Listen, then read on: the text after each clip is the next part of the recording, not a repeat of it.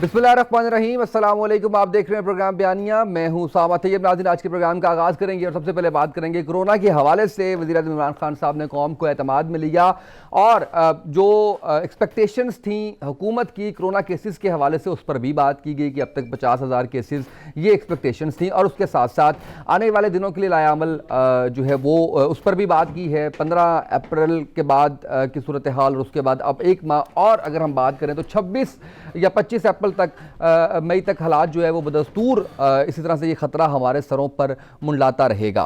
इस हवाले से हम बात करेंगे। मईशत के हवाले से अगर बात की जाए तो जो विजन इमरान खान साहब का है कि जहाँ पर कोरोना का खौफ है वहीं पर लोगों के भूख से मरने का ख़तरा भी कायम है। इस हवाले से इंडस्ट्रीज़ में काफ़ी ज़्यादा नरमी की गई, इंडस्ट्रीज़ को खोला गया, आहिस्ता आहिस्ता लॉकडाउन में नरमी की जा रही है। लेकिन क्या देखना ये है कि इस तमाम तर सूरत हाल में वो तमाम प्रिकॉशनरी मेजर्स जो लेने चाहिए, क्या वो तमाम इंडस्ट्रीज़ जो इस वक्त खुली हुई हैं वो तमाम प्रिकॉशनरी मेजर्स ले रही हैं या नहीं ले रही। इसके ऊपर हम बात करेंगे और किस तरह से उनको इस पर लाया जा सकता है, इम्प्लीमेंटेशन करवाई जा सकती है, इस पर हम बात करेंगे। और जो बेरोजगारी के हवाले से बात की जा रही है, इसके हवाले से हुकूमत का प्लान क्या है, ये हमारे मौज़ूआत होंगे, इस पर हम बात करेंगे। हमेशा की तरह नासिर नकवी साहब सीनियर एनालिस्ट सहाफ़ी हमारा साथ दे रहे हैं, सलमान आबिद साहब सीनियर एनालिस्ट हमारा साथ दे रहे हैं। सलमान साहब, thank you so much for joining us. Brigadier retired Farooq Hamid साहब ने हमें ज्वाइन किया है, सीनियर एनालिस्ट हैं। बेट साहब, बहुत शुक्रिया आपका, आपने वक्त दिया आज के प्रोग्राम में। नकवी साहब, आपसे मैं स्टार्ट लूँगा। नकवी साहब, कैसे देख रहे हैं आज जो बातें की हैं इमरान खान साहब ने, और समझ रहे हैं कि ये हौसला अफजा है कि केसेस जो एस्टिमेट किया गया था उससे अल्हम्दुलिल्लाह बहुत कम केसेस है? देखिए, बात तो हौसले वाली है, कोई माने या ना माने। एक रिपोर्ट सबमिट कराई गई थी जिसमें कहा गया था कि 50,000 तक ये जा सकती है तादाद, तो यकीनी बात है परेशानी कुन बात थी। लेकिन अल्हम्दुलिल्लाह किस वजह से, कैसे, एक तो हुकूमती जो मामलात हैं जिस अंदाज में वो चलाने की कोशिश कर रहे हैं। अगर सिंध ने शुरू किया तो पंजाब के वज़ीर आला भी आपको भाग दौड़ करते नज़र आ रहे हैं और पूरी ज़िम्मेदारी से वो अपने इंतज़ामात कर रहे हैं, लिहाजा मामलात बेहतरी की तरफ जा रहे हैं। दूसरा, उतना कोरोना नहीं फैल सका जितने की उम्मीद की जा रही थी। ताहम वज़ीर-ए-आज़म ने मई की बात की तो वो बिल्कुल सही की। मैंने कल भी अर्ज़ किया था, आज भी अर्ज़ करूँगा कि भारत के माहिरीन जितने भी हैं, मुबस्सिरीन जितने भी हैं, वो ये कह रहे हैं कि मई में भारत में कोरोना सर उठाएगा। भारत और हमारी सरहद जो है वो इकट्ठी है और जिस अंदाज में वो हमारे साथ दुश्मनी करता है, या अज़ली दुश्मन है हमारा, तो उससे किसी किस्म का भी जो है वो आप कोई अंदाज़ा नहीं लगा सकते कि वो हमारे साथ क्या करेगा। अगर मई में वहाँ सर उठा लिया तो हमारे लिए भी वो मसला बन सकता है। हमारी सरहदें बंद हैं और बंद होनी चाहिए, और मई में ख़ास तौर पे हमें ख्याल रखना पड़ेगा। अगर ये तादाद बढ़ी तो क्यों कि हमारे वसाइल भी कम हैं। हम अपने वसाइल में रहते हुए हम बहुत कामयाब जा रहे हैं, लेकिन दूसरी जानिब एक अफसोसनाक भी मसला है कि हुकूमतें दावा कर रही हैं, चाहे वो पंजाब हुकूमत हो, चाहे वो सिंध हुकूमत हो, चाहे KPK हो, चाहे बलूचिस्तान हो, वो ये कह रहे हैं कि जो हमारे फ्रंट लाइन के सिपाही हैं, डॉक्टर्स, उनको हमने तमाम सहूलतें दी हैं। लेकिन ऐसा नहीं है। आज ये भी हुआ कि उनको 1 माह की तनख्वाह दी जा रही है, चाहे वो पैरामेडिकल के हों, चाहे वो पुलिस फोर्सेस के हों, चाहे वो डॉक्टर्स हों। अच्छी बात है, ये हौसला अफजाई होनी चाहिए। और देखें, वो लोग अपनी जान हथेली पे रख के काम कर रहे हैं और ये एक बहुत बड़ा मसला है। और ये शुक्र है कि बीमारी तक ही रहा, ये हमारे लिए सानहा नहीं बन गया। हमें महदूद रहना चाहिए, जिस तरह एहतियात बरतनी चाहिए, इसका इलाज एहतियात है और बग़ैर पैसे खर्च किए है। हाँ, मईशत का मसला जो है वो बड़े बड़े दुनिया जो है, बड़े बड़े पहाड़ जो थे, मईशत के बड़े देवता जो थे, वो ज़मीन पे आ चुके हैं। तो हम और आप क्या हैसियत रखते हैं। लेकिन बात यह है कि एक इंसान की हैसियत से, एक शहरी की हैसियत से भी हमें अपने ज़िम्मेदारी का मुज़ाहरा करना है कि अगर हमारे घर में 1 माह का राशन मौजूद है तो हमें उसे आराम से खाना है कि वो 2 माह भी हम चला सकते हैं। ये कोई बात नहीं कि हमने 2 रोटियाँ ज़रूर खानी है, हम 1 रोटी से भी गुजारा कर सकते हैं। तो अवाम को अपना फ़र्ज़ अदा करना चाहिए।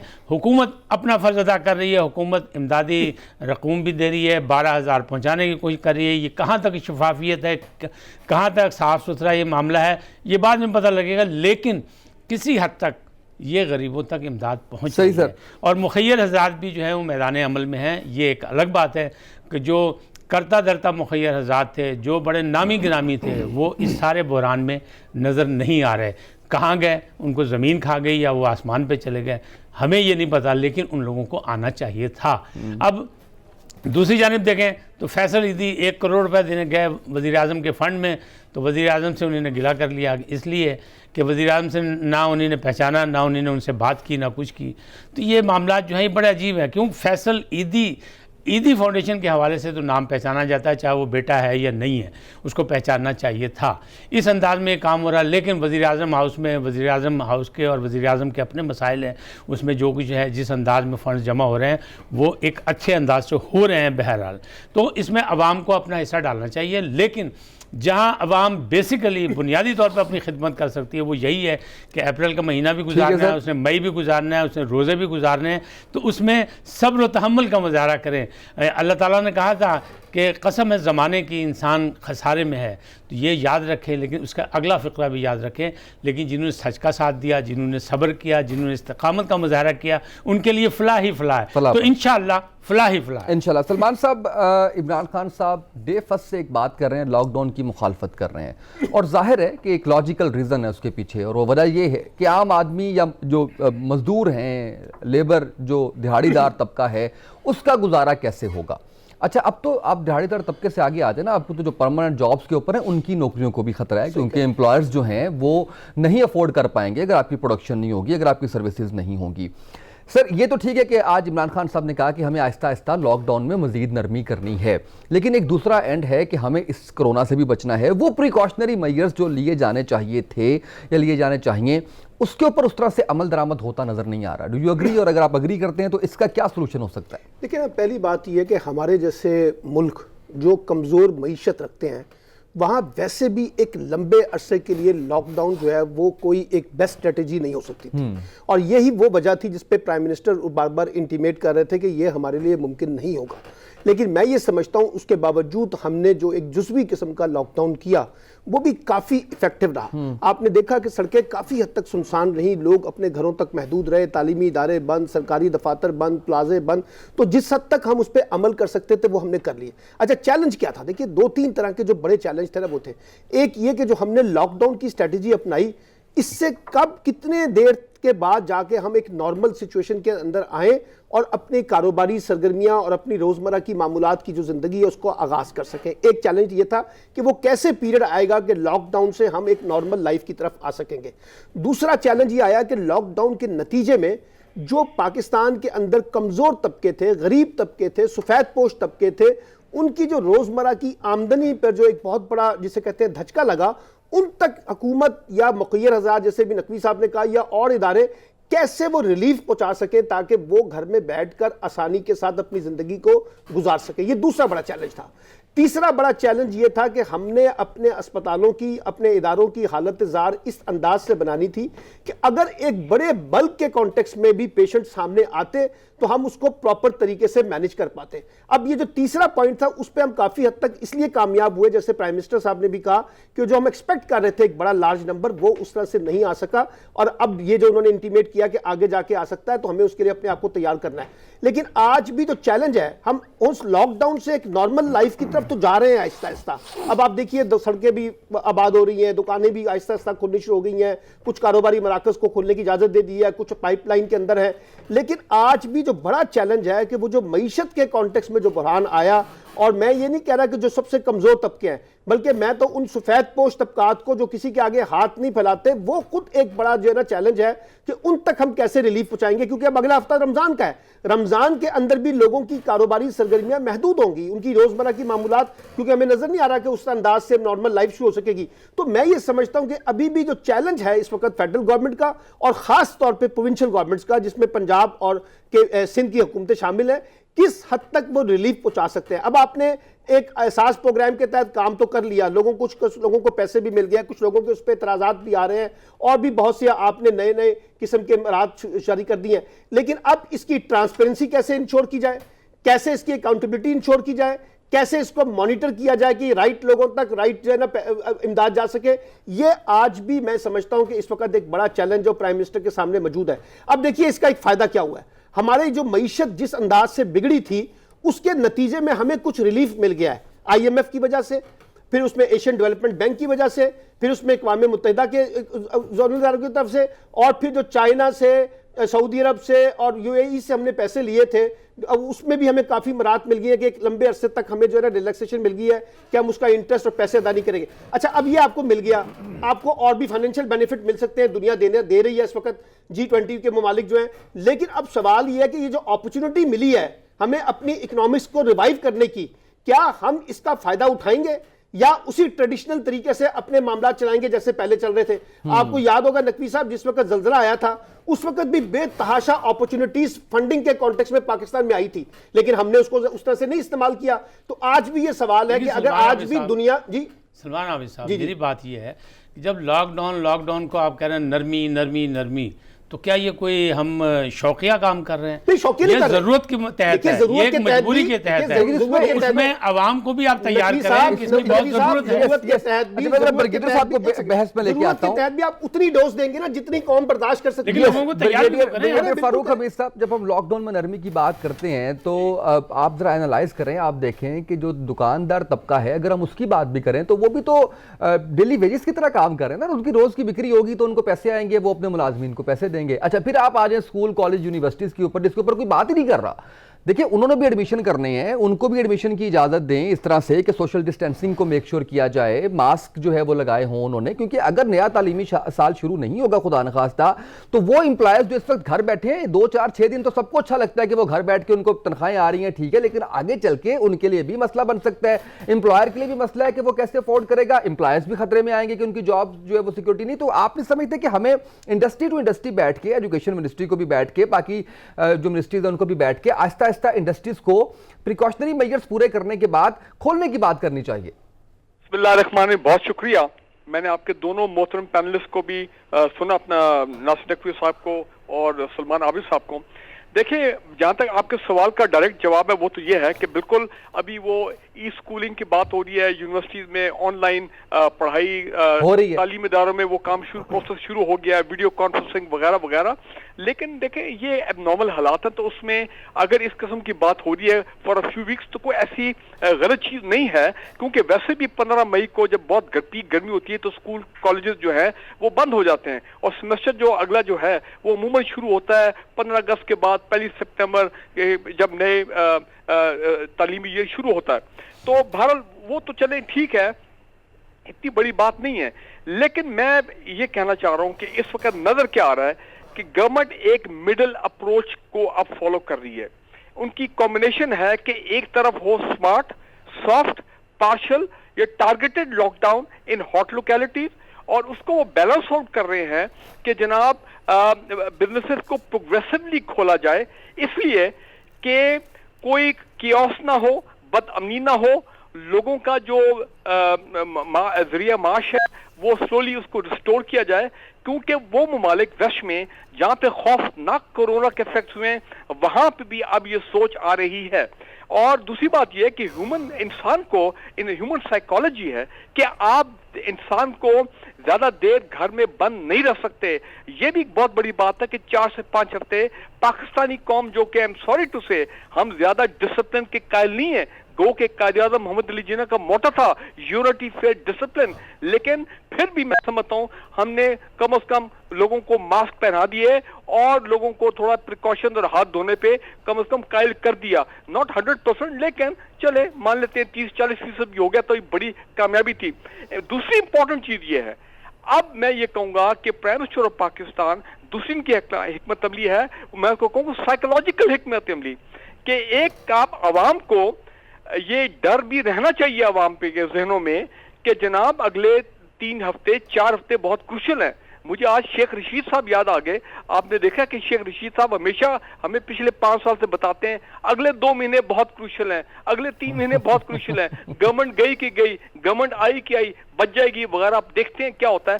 तो मेरा ख्याल है तो अपोजिशन की बातें हैं ना ब्रिगेडियर साहब, तो मैं ये कह रहा हूं कि ये सही बात है कि लोगों को ये स्केयर रहना चाहिए कि अगले 3-4 हफ्ते में हालात खराब हो गए तो हॉस्पिटल ओवरफ्लो कर सकते हैं।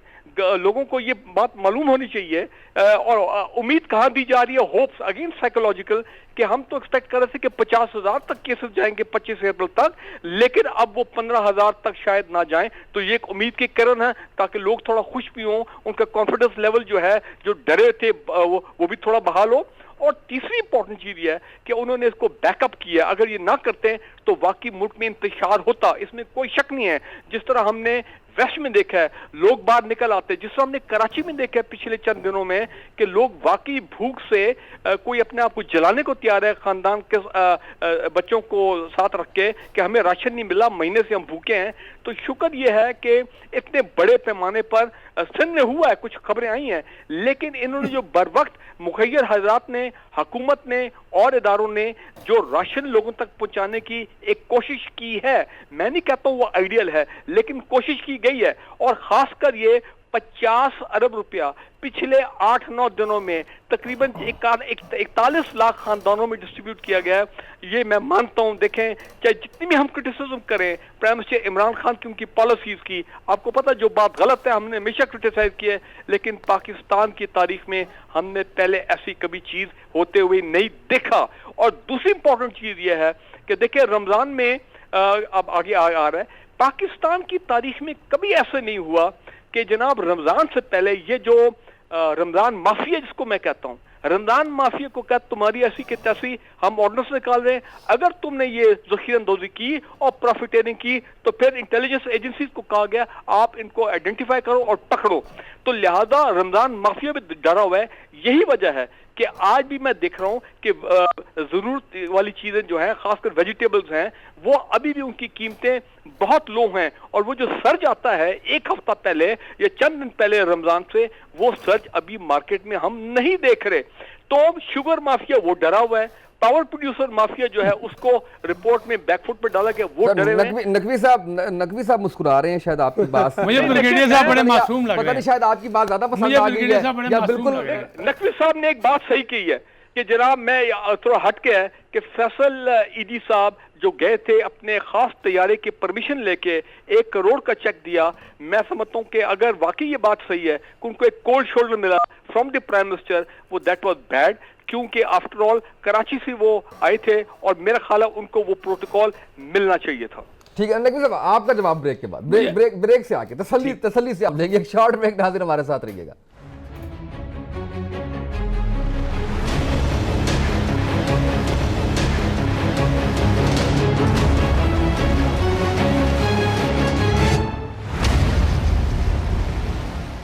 वेलकम बैक नाज़रीन। नकवी साहब आपकी तरफ आने से पहले अब तक के जो अदाद शुमार हैं वो नाज़रीन के सामने रखते हैं। 6,919 इस वक्त टोटल जो केसेस की तादाद है वो है, और इसमें से 1,605 रिकवर हो चुके हैं। और इसकी अगर परसेंटेज की बात करें तो वो 24% वो लोग हैं जो रिकवर हुए हैं। और अगर शरह अमवात की बात करें तो वो 2% हैं, यानी कि अब तक जो लोगों जिनकी डेथ हुई है वो 128 लोग उनकी जो है वो तादाद है। अच्छा, इसी तरह से बात करें तो जो प्रोसेस में लोग हैं वो 5,146, यानी कि 74% लोग जो है वो अभी प्रोसेस के अंदर हैं। तो ये बड़ी हौसला अफजा किस्म की अदाद शुमार हैं, जिससे हम ये अंदाज़ा लगा सकते हैं कि अल्हम्दुलिल्लाह पाकिस्तान के अंदर उतनी वर्स्ट सिचुएशन नहीं है जो बाकी दुनिया के अंदर है। अगेन सेइंग कि इसका ये हरगिज़ मतलब नहीं है कि हमने हिफाजती इक़दामात नहीं करने या हमने सब कुछ एकदम से बाहर सड़कों पर आ जाना है और अपने मामूलात ज़िंदगी के अंदर जो है वो कोई तब्दीली लेकर नहीं आनी। नकवी साहब अब आप बताइए, आपने ब्रिगेडियर साहब को मासूम कह दिया ब्रेक से पहले, और उन्होंने अगर बात करी दी है, उन्होंने कह दिया कि अच्छा क्या गलत है कि इससे पहले तारीख में ऐसी मिसाल नहीं मिलती कि इन्होंने 41 लाख खानदानों में जो रकम तकसीम की है।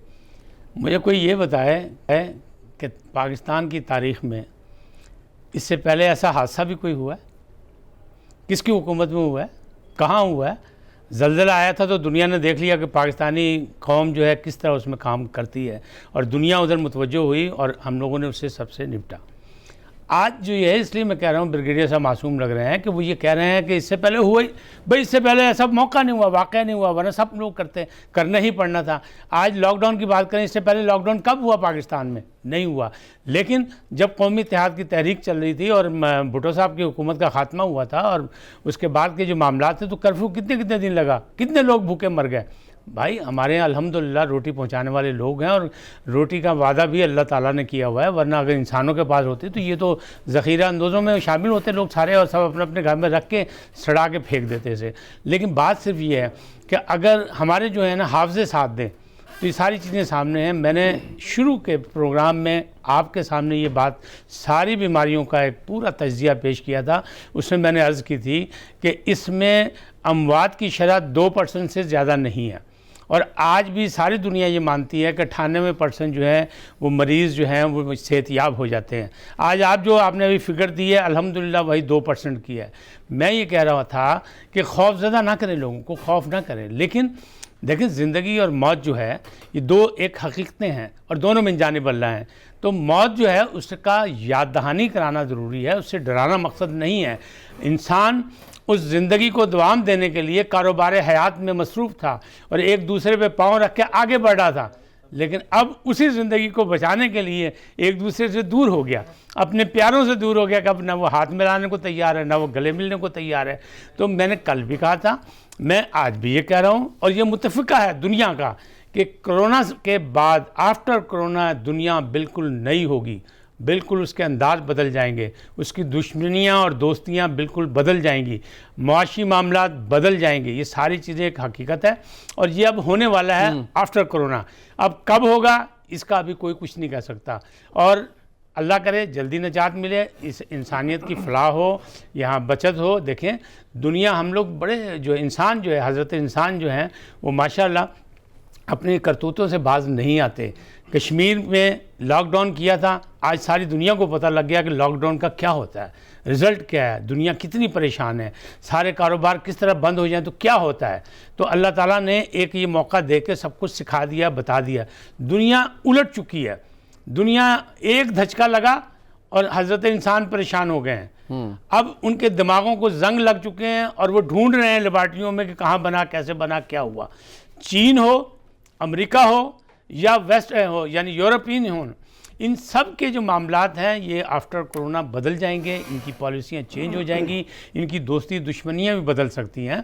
हम ये कह रहे हैं कि ये आफत आई है, इस आफत को अगर फासला देके कंट्रोल किया जा सकता है तो हमारे वसाइल उतने नहीं हैं जितने अमेरिका में हैं या बरतानिया में है या यूरोप में है।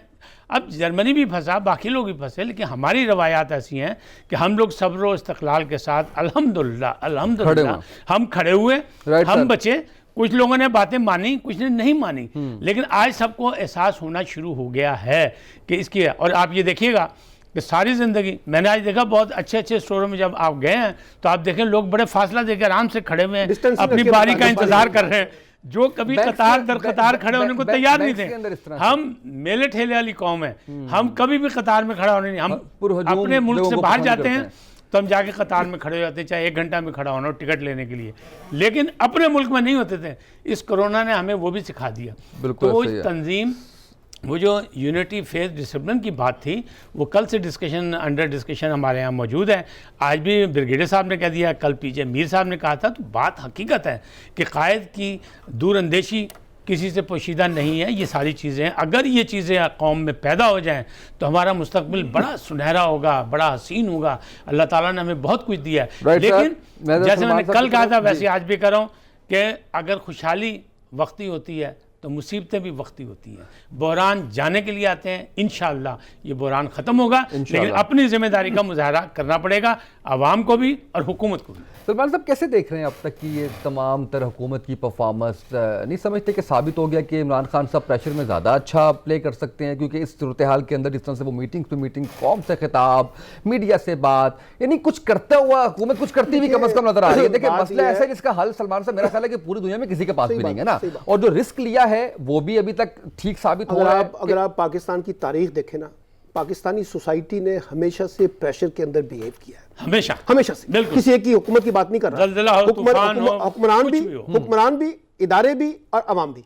अच्छा, इस वक्त भी लोगों ने बड़ा जबरदस्त किस्म का बिहेव किया। उसमें कहीं ना कहीं ग्रे एरिया हैं, लेकिन एक परसेंटेज वाइज रहेंगे वो ग्रे एरिया। आप 100% ट्रांसपेरेंसी नहीं हो सकती, लेकिन जिस अंदाज से पाकिस्तान की फेडरल गवर्नमेंट ने और जिस अंदाज से हमारी प्रोविंशियल गवर्नमेंट ने, देखिए हमारे हालात आप सबको पता थे, कितने मतलब 100 के करीब तो हमारे पास सिर्फ वेंटिलेटर मौजूद थे यार। उसके अंदर रहते हुए इन तमाम लोगों को फैसिलिटेट करना, एक मुतबादल अस्पताल बनाना, आइसोलेशन सेंटर का बनना, टेस्टिंग फैसिलिटीज जो शुरू में बिल्कुल नहीं थी, अब जाके हम 6 से 7 हज़ार सिर्फ पंजाब में टेस्टिंग हो रही है, 10 हज़ार के करीब हम उसको लेके जाना चाहते हैं। बहुत सी चीज़ों में हमने बाकायदा काम किया। एक जगह पर सिर्फ हमने जहां पे कमजोरी दिखाई है वो ये ब्यूरोक्रेसी की वजह से, जो हमें फौरी तौर पे राशन पहुंचाना था ना, वहां पर हमने बहुत ज्यादा ताखीर की। इसका इतराफ इमरान खान साहब भी करते हैं, इसका इतराफ बुजदार साहब ने भी किया, इसका इतराफ जो है मुराद अली शाह साहब ने भी किया कि इसमें हमें ताखीर हुई है। वो अगर थोड़ा सा बेहतर हो जाता तो मैं समझता हूं ओवरऑल, देखिए हमारे डॉक्टर्स हैं, ये रोजाना की बुनियादों पर हड़तालें करते हैं, रोजाना पे एहतजाज करते हैं, किट्स नहीं है, फना नहीं है, लेकिन उसके बावजूद परफॉर्मेंस करते हुए नजर आ रहे हैं। उसके बावजूद आपकी ये तो देखें हमारी आबादी कितनी है और हमारे डॉक्टर वही मैं कह रहा हूं ना, हमारे पास डॉक्टरों की शॉर्टेज है। 4,000 3,000 नकवी साहब आपके पास, अब आप एक चीज तो महसूस करें ना, पाकिस्तान के अंदर जिन दो जमातों ने एक लंबे अरसे की हुक्मरानी की है, उन्होंने शोबा सेहत के ऊपर क्या इन्वेस्टमेंट की थी, मुझे बताइए। आप देख लें, निकल के सामने आ रहा है ना, ये पीटीआई की 1.5 साल की हुकूमत भी देख लें और जिनकी 20-20 साल की बारियां थी उनको भी देख लें। हमने बुनियादी तौर पर नहीं, देखिए मेरी बात शुरू हो गया। देखिए मेरी बात तो सुन ले यार, मेरी बात तो सुन। हुकूमत थोड़ा सा ये माने, नहीं सर देखिए, खेलना पड़ा। सर देखिए, आप एक चीज को माने, पाकिस्तान ने तालीम और सेहत के शोबे में, मैं किसी एक हुकूमत की बात नहीं कर रहा, मजबूरी तौर पे मैं कह रहा हूं कि आपने जब इन्वेस्टमेंट कम की है उसकी वजह से आज आपका बेसिक इंफ्रास्ट्रक्चर जो है वो कमजोर नजर आ रहा है ना। कोरोना ने बदल दिया। नहीं, कोरोना ने देखिए क्या होगा। देखिए आफ्टर कोरोना जो है वो अभी हम एक्सपेक्ट कर रहे हैं ना, लेकिन होगा या नहीं होगा करना पड़ेगा आपको, वरना आप मर जाएंगे। तो फिर आप क्या करेंगे? ब्रिगेडियर साहब आप सुन पा रहे हैं? अच्छा ब्रिगेडियर साहब, बात आपसे मैं पूछना, ये चारों लोग सलमान साहब बात कर रहे हैं, क्या इस मौके पर हमें कौमी यकजहती का मुजाहरा नहीं करना चाहिए? ये भी कौमी यकजहती है यार, कि आप अपनी गलतियों की निशानदेही करें। अब ये मौका नहीं है ना, आप ठीक क्या कर रहे हैं उसके ऊपर, ये हम सुन रहे हैं ना, इतने सालों से सुन रहे हैं। अभी तो हमने इस मसले के ऊपर बात करनी है कि इसके ऊपर हम एक होकर कैसे निकले। अभी तो चले विफाक और सिंध की बात ही कर लें, वही एक पेज पर नजर नहीं आ रहे। तो ब्रिगेड साहब, ये मौका है कि हम इस मामले के ऊपर सियासत करें। आपकी बात नहीं कर रहा मैं, ओवरऑल उस नैरो की बात कर रहा हूं कि सियासत करें हम इस मौके के ऊपर और एक दूसरे को अभी भी लान तान जो है वो करते रहे मामलात पे। नहीं देखें, ये बात तो सही है कि ये वाकई ये वक्त सियासत का नहीं था, और मुझे अफसोस से कहना पड़ा है बिल्कुल गवर्नमेंट और ऑपोजिशन में, खासकर गवर्नमेंट के कुछ वो लोग मिनिस्टर सिंध वाले, कराची के जो मिनिस्टर हैं और उनके एमएनए, उन्होंने मेरा ख्याल है बहुत ज्यादा अटैक किया है अपना पीपल्स पार्टी को के जो रवैये को, उनकी जो स्ट्रैटेजी थी पीपल्स पार्टी की सिंध में और कराची में, उस पर मेरा ख्याल है उस पर बहुत बदमज़गी और बिटरनेस जो है वो बहुत सामने आई है। ये नहीं होना चाहिए था। It has left a very bad mark on the people कि देखें इन क्राइसिस के वक्त पे भी हमारे जो पॉलिटिकल पार्टीज हैं वो बिल्कुल ऑन बोर्ड नहीं है। एक यूनिटी के साथ इन्होंने काम नहीं किया, एक यूनिटी के साथ इन्होंने मसले को हैंडल नहीं किया, वो बात तो है। अब इंपॉर्टेंट चीज, अच्छा सर एक मिनट, एक इस इंपॉर्टेंट चीज से पहले इसी का एक अगला हिस्सा ये है सर, अगर छोटा सा कंपैरिजन में आपसे पूछूं कि पंजाब और सिंध की अगर बात की जाए तो सिंध क्या इस सारे मामले के अंदर बेहतर तरीके से जो है वो मूव किया? देखिए सिंध ने स्टार्ट बहुत तेजी से लिया था, जिसको कहते हैं बहुत हाई पिच पे उन्होंने टेक ऑफ किया, लेकिन एकदम फिर वो स्टॉल भी कर गए। उसकी वजह ये थी कि उन्होंने वो डिलिबरेट हिकमत अमली नहीं बनाई कि हमने लोग अगर ये लॉकडाउन इतना सख्त करना और एकदम करना है तो हम लोगों को उनके राशन के इंतजाम क्या करें, उनके खाने पीने का इंतजाम क्या करें, वो लोग क्या करेंगे जो स्लम एरियाज में रह रहे हैं, ये तमाम, और जहाँ पे ऑलरेडी सफाई और गंदगी और ये तमाम मामला वहाँ पे क्राइसिस है, तो कैसे उन लोगों को पैसिफाई रखना है, उनको अपना सेटिस्फाइड रखना है, वो पीपल्स पार्टी की गवर्नमेंट कामयाब नहीं हो सकी। और दूसरी बात यह है कि हमने फिर ये देखा कि वो क्या, उन्होंने कहा जी हमारे फंड में हमने 12 अरब रुपए रिलीज किए, इतने वो नजर नहीं आया ऑन ग्राउंड कि वो राशन कहाँ पे गया, लोगों के पास गया, कहाँ पे गया। तो बड़े जो है क्वेश्चन मार्क जो है वो आते हैं द वे सिंध गवर्नमेंट ने इसकी मैनेजमेंट की और गवर्नेंस के इश्यूज। यहाँ पे जो गवर्नेंस तो आपको पता है उनकी वैसे ही बड़ी बादशाह किस्म की गवर्नेंस है, लेकिन वो चीज दोबारा एक्सपोज होगी इस क्राइसिस में। और तीसरी चीज ये है कि देखें कहीं और नहीं हुआ, सिर्फ पाकिस्तान में ये हुआ, सॉरी सिंध के अंदर हुआ कि जिस तरह BISP में होता था, जब यहाँ पे पैसा डिस्प्यूट किया गया तो वो मिडल मैन 1000 रुपए अपने स्किम करने वाले, मारने वाले, वो मैदान में आ गए। वो अलग बात है, 24 घंटे में उनको पकड़ लिया गया। लेकिन अब जो मैं एक बात कहना चाह रहा हूँ, ये बड़ी इंपॉर्टेंट है, बिल्कुल पोस्ट कोरोना वर्ल्ड ऑर्डर आएगा जिसमें world trade, super power status, ये तमाम चीजें, फाइनेंशियल इंस्टीट्यूशन के क्या रवैये होंगे वो होंगे। लेकिन मैं नासिर नकवी साहब से कहना चाह रहा हूं कि पाकिस्तान में अल्लाह करे कोरोना ना चले और इसी तरह थोड़ा बहुत ये जो उसने नुकसान तो हमारा किया, 143 अमवात आज तक हो चुकी हैं और ये सबसाइड हो जाए। लेकिन मैं आपको बता दूं, पाकिस्तान में हमारे माशरे में जिस किस्म की पॉवर्टी है और इलिटरेसी है, आपको मैं बता दूं कि क्या पोस्ट कोरोना पाकिस्तान में चेंज नहीं आने लगा माशरे में? क्या दूध वाला जो है वो अपनी अडल्ट्रेशन खत्म कर देगा? क्या जखीरा दो जो है उसने जखीरा अंदोजी खत्म कर देगा? क्या चोर बाजारी जो है वो खत्म हो जाएगी? क्या माशरे में फ्रॉड जो है वो खत्म हो जाएंगे?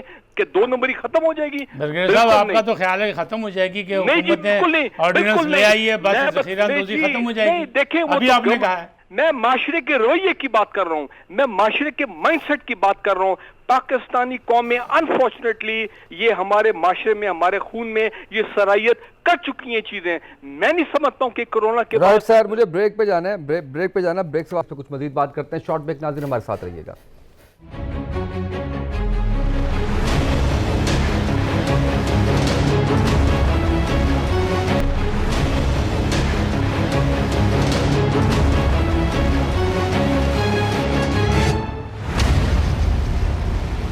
वेलकम बैक नाज़रीन। नासिर लखवी साहब, उस तरह अगले सेगमेंट पे आते हैं और बहुत ही इंपॉर्टेंट चीज़ है, रमज़ान मुबारक की आमद है। अल्लाह मुबारक साबित करे हम सब के लिए और आसानियाँ पैदा करे और इस रमज़ान के वसीले ही ये जो वायरस है, कोरोना वायरस, इससे हमारी जो है वो जान छूटे।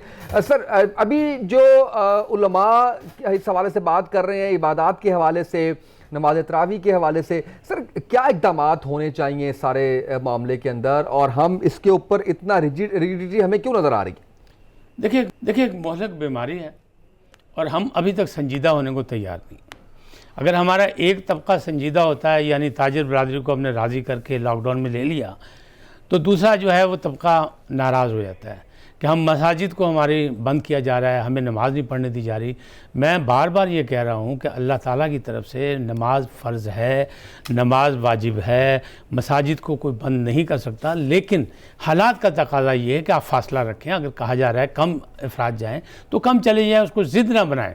लेकिन हमारे यहाँ क्या है कि पाकिस्तान का मतलब क्या, ला इलाहा इल्लल्लाह। कायद आज़म ने जब पाकिस्तान बनाया, पाकिस्तान मुस्लिम लीग ने जब पाकिस्तान बनाया, तो एक ही नारा था कि मुस्लिम हो तो मुस्लिम लीग में आओ। और ये तमाम उलमा हजरात जो थे वो उनके मुखालिफ थे, उन्हें काफ़िर आज़म तक कहा गया। जब कायद आज़म ने पाकिस्तान बना तो उन्हें तकरीर की, उन्हें कहा ये रफ़ाई फलाही ममलकत होगी और सब के लिए होगी, इसमें कोई मसलक का मसला नहीं होगा, अक़लियतों को हुकूक़ हासिल होंगे, हर चीज़ होगी। हम भाग भाग के हम फ़ौरन आते हैं पाकिस्तान का मतलब क्या, ला इलाहा इल्लल्लाह। वो क्या था?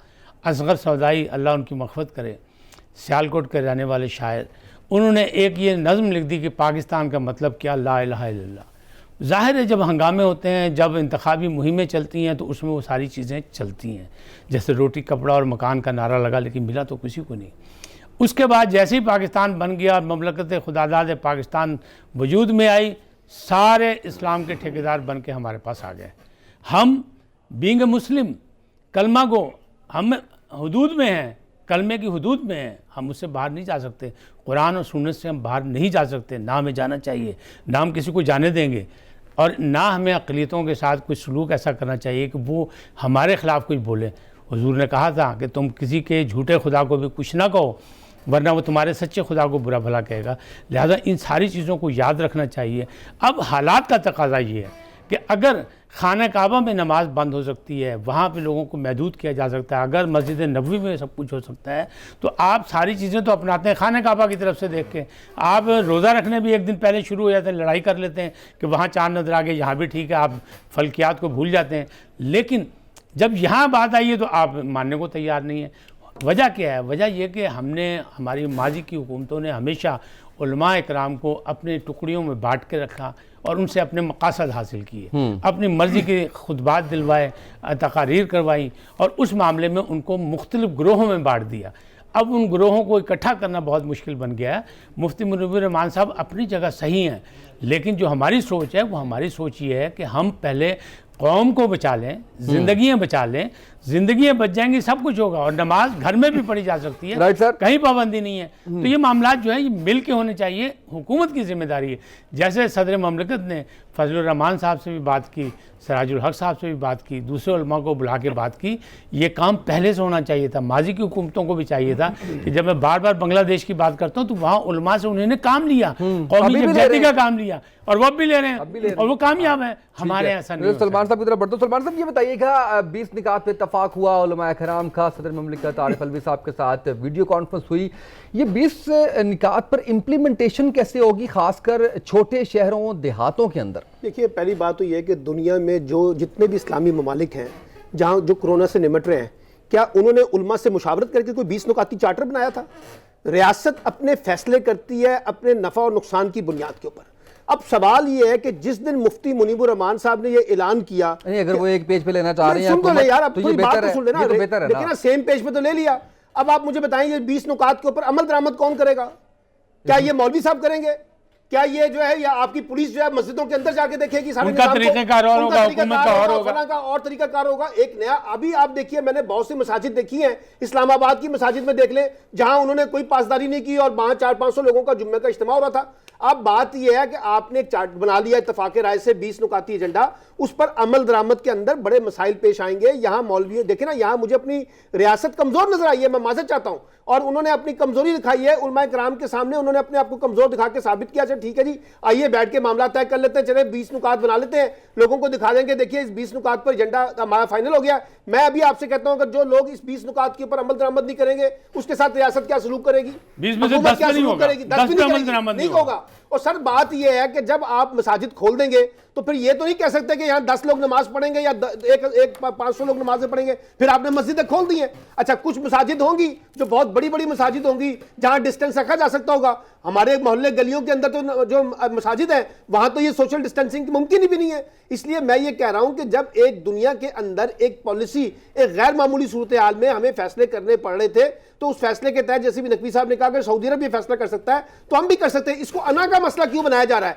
इसको क्यों मतलब दीन का एक ऐसा मसला बना दिया गया है कि शायद अगर कोई जुम्मे की नमाज या कोई और नमाज मस्जिद में ना हो तो शायद हमारी इस्लामी जो मुसलमानियत है वही सारी बात यह है कि दीन इजाजत दे रहा है, और बड़े बड़े उलमाए कराम ने इसके ऊपर आलमी जो हमारे इस्लामी स्कॉलर हैं उन्होंने फतवा दे दिया था। इसलिए मैं ये कह रहा हूं, देखिए आज भी जब अभी आप क्या कह रहे हैं, आज इमरान खान साहब ने कहा है कि लोग इकट्ठे ना हो।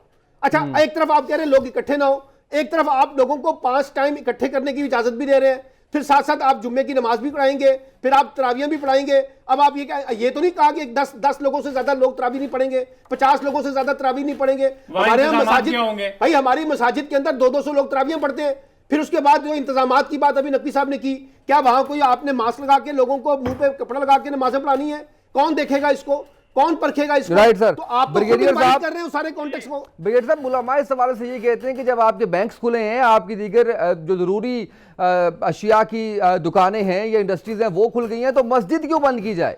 देखें, बात यह है कि मैंने वो 20 पॉइंट जो अपना एग्रीमेंट है जो प्रेसिडेंट साहब ने अनाउंस किया वो मैंने पढ़ा है। उसमें चले एक चीज़ तो लिखी हुई है कि जो इमाम बारगाह और मसाजिद के जो मैनेजमेंट कमेटी और इमाम साहब हैं उनकी डायरेक्ट जिम्मेदारी होगी कि वो तमाम सोशल डिस्टेंसिंग और प्रिकॉशन जो हैं तरावी में और नमाजों में वो उनको एडहेयर करें।